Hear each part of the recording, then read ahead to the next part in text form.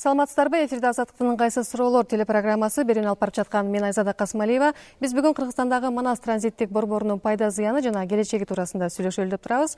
Студиянын конокторун тааныштырып өтөйүн. Кыргыз эли жазуучусу, легендарлуу парламенттин депутаты Умар Бажиев жана Айкөл эл саясий партиясынын лидери Эдил Байсалов. Студиябызга куш келипсиздер. Саламатсыздарбы? Алгач программабызды баштаардын алдында бир чакан видео материалды көрүп алсак, анан талкуубузду баштасак.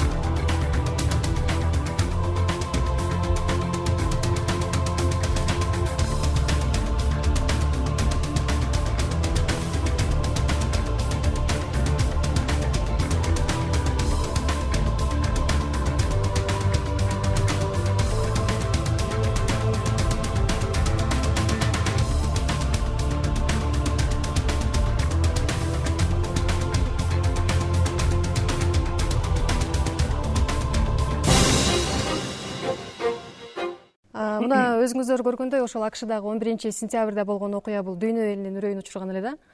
Сиздер ошол убакты эстесеңиздер, сиздер кандай ойдо болдуңуздар ошондо? Умар мырза. Менин оюмча өтө бир чоң трагедия болду.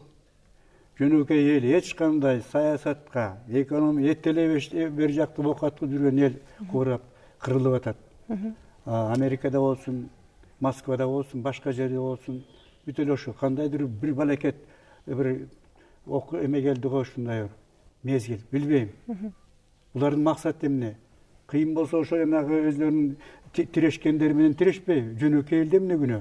Албетте 21-кылым мына чоң мамлекеттердин арасында кандайдыр бир тирешүү, чоң согуш эмес, жанагындай майда уюшулган террорист уюмдар канча 10 миңдеген километрге барып жанагынча зыян келтире тургандыгын бизге мындай баарыбызга көрсөттү. Ошол тарыхты өзгөрттү, өзгөчө мына бизде дагы регионалдык гана эмес, жалпы дүйнөлүк кырдаалды өзгөрттү десек болот. Кийинки суроону дагы экөөңүздөргө тең жолдосом да, ошол 11-сентябрда болгон кырсыктан кийин Кыргызстанда Ганси авиабазасы ачылып, биринчи жолу АКШ Кыргызстанга келген эле да. Анан Кыргызстан баягы Баткен окуясын баштан кечиргенден кийин эч ыргылжың болбой, ошол базага орун берген. Андан бери 10 жыл болду. Мындай кол салуулар, мисалы Кыргызстанда Баткен окуясында дээрлик болгон жок. Анда эмне бул ошол Манас транзиттик борборунун Кыргызстанда турганы менен байланыштырса болобу? Ошондой бир тынчтык абалды. Бул жерде базаны биз туура түшүнүшүбүз керек. Бул бирөө кутуруп же болбосо кандайдыр бир догурунган бир жерден пайда болгон жок. Ошол именно жанагыл бизде регионалдык коопсуздукту түзүү боюнча Афганистандагы бир калыбына келтирүү боюнча бир максатты аткарган. Тынчтыкка салым кошуп атат деп ишенесиз? Тынчтыкка салым менен фактын өзүңүз айтып атасыздар. 10 жылдан бери андай көрүнүштөр жок. Анан албетте бирок аякка чечиле элек. Өзүбүз көрүп турабыз. Эми мен анчалык деп ойлобойм. Анткени максаты башка го. Ал жөнүндө да кеп болот го кийинчерээк. Аны айтып берем мен. Бирок ал тет жактагы Ганси, бул жакта Афганистандагы бияк болбой эле болуп атпайбы? Бул кандайча? Эмне турганы менен бирок баягы жөнөкөй көлөкөсү болуп атат да. Бизде мындай түшүнүшүбүз керек да. Биздин мамлекет Кыргыз Республикасы бул дүйнөлүк коомчулуктун тең ата бир жооптуу мүчөсүбүз. Ошол жалпы дүйнөлүк мындай күрөш жарыяланганда ошол Афганистанга, ал күрөштү ошол учурда билесиздер, азыркы учурда дагы, ошол азыркы учурга чейин баардыгыбыз колдоп келатабыз. Орто Азиянын бир да мамлекет, баардык мамлекеттеринде ушундай бизде албетте Бишкекте, жаныбызда Манас аэропорту көзүбүзгө абдан мындай чоң мындай учурайт. Бирок Тажикстанда карасаңыздар, француз, американдар, Өзбекстанда немис американдар, да башкалары, Түркменистанда дагы, Казакстандагы абдан Афганистанга гана эмес, Иракка дагы батальондорун жөнөтөт. Буларчы аны биз билбейбиз. Анан эле биз ойлойбуз, ушул жалгыз эле Кыргызстан ушуларга мындай бир кошуналарынан айырмаланып дегендей да. Сиз макулсузбу ушул пикирге, Эмар мырза?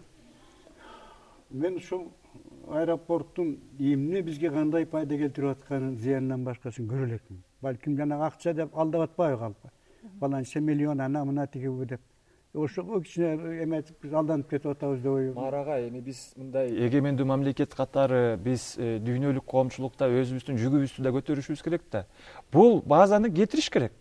Жанагыл суроолор, маселелер чечилер замат. Бирок азыркы учурда жанагындай шарт болуп аткандан кийин биз өзүбүздүн улуттук кызыкчылыгыбызды унутпайлык. Бул жалпы мындай бирөөнүн бир капризи эмес. Бул бизге дагы керектүү маселе болот. База чыгарылышы керек деген ойго кошулуп кетем деп атпайсызбы? Анан 2014-жылы Барак Обама айтты да, АКШнын аскерлери Афганистандан чыгарылып кетет ыраты менен депчи.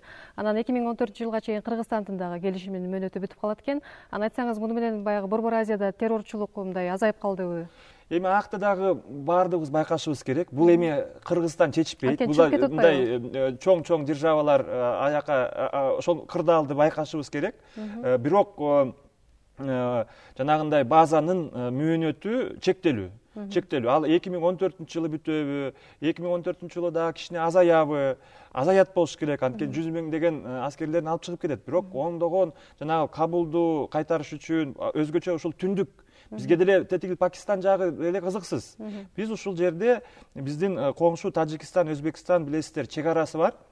Ошол жакты кайтарыш үчүн албетте биз кызыктар болушубуз керек. Биз жанагы НАТО, Америкага кайрылышыбыз керек. Силер толугу менен чегинип чыгып кетпегиле.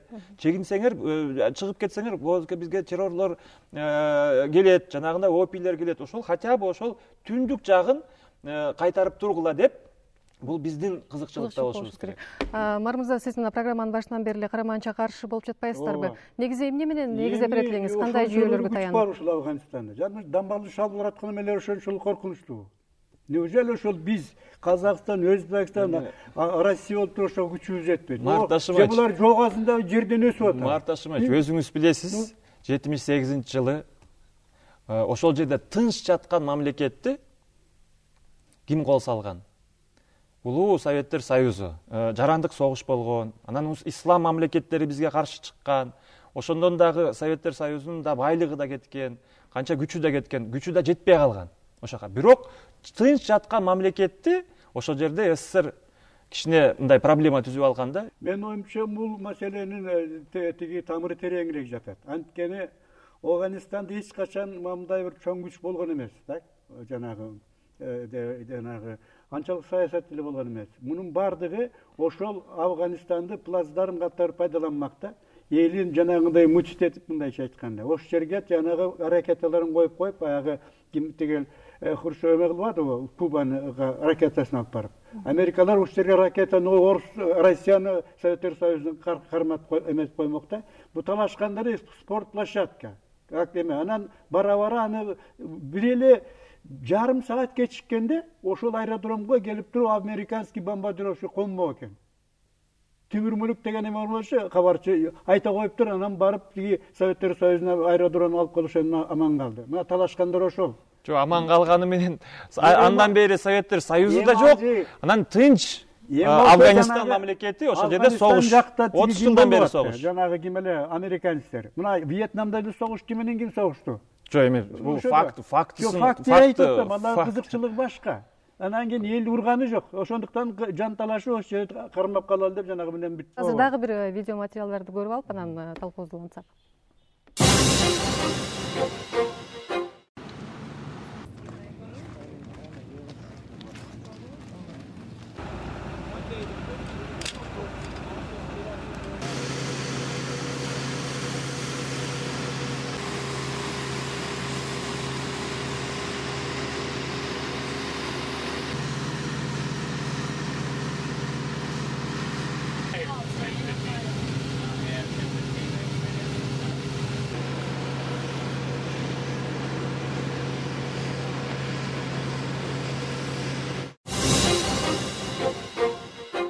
Мар мырза, бул аскердик база, ошол Кыргызстандагы азыркы Манас транзиттик базасы да, андагы курулуштарды көрдүңүз, баягы учак тилкелери жасалганын көрдүңүз. Мунун баары эле Кыргызстанда калат да, бул Кыргызстан үчүн пайда эмеспи? Анткени мындай базанын Кыргызстанда